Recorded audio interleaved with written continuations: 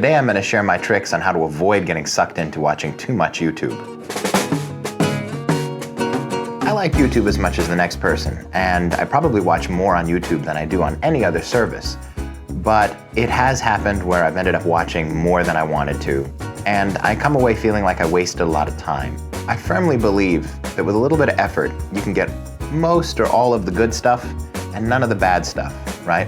So I want to show all of the tricks that I use to keep from getting lost on the service. Step 1, wear the planning hat. Sometimes I'll dive into YouTube and I'll see something clickbaity and I'll go to click it. But I've learned that that's a great way to get lost. If you avoid watching a video right out of the gate, you can be more thoughtful about the things you're going to watch. So that mindset is the first part of this whole thing. Step 2, visit subscriptions.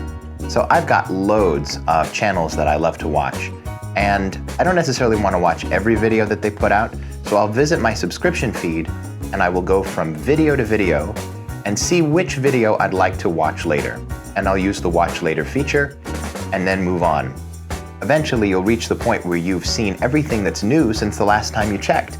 And this can really help with that sense of fear of missing out or FOMO. If you know that you've at least seen what was on offer, you haven't missed out.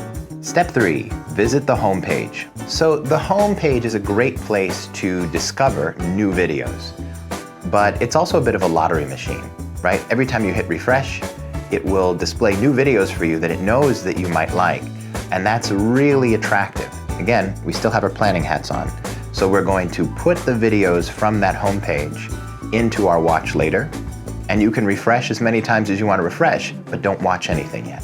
And eventually you're going to get tired of looking at videos that you can't actually watch yet.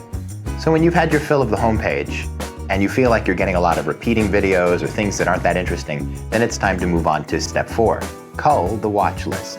At this point, we'll click on the watch list, pull out anything that seems like it's too long or it's kind of dumb, something that seemed attractive at first, but now on second thought is not really worth your time.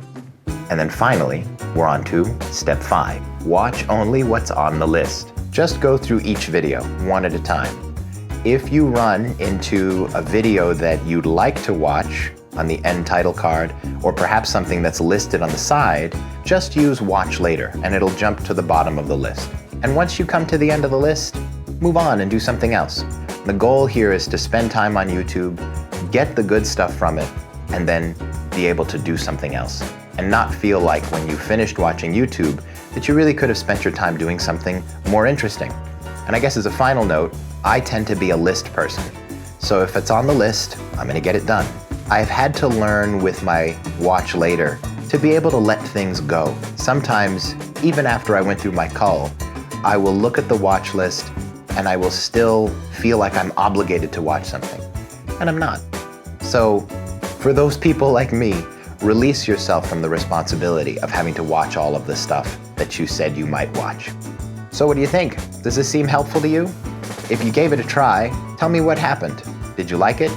Did you find that there were problems? Did you see a way to make it better? Let me know in the comments below, and I'll see you next time.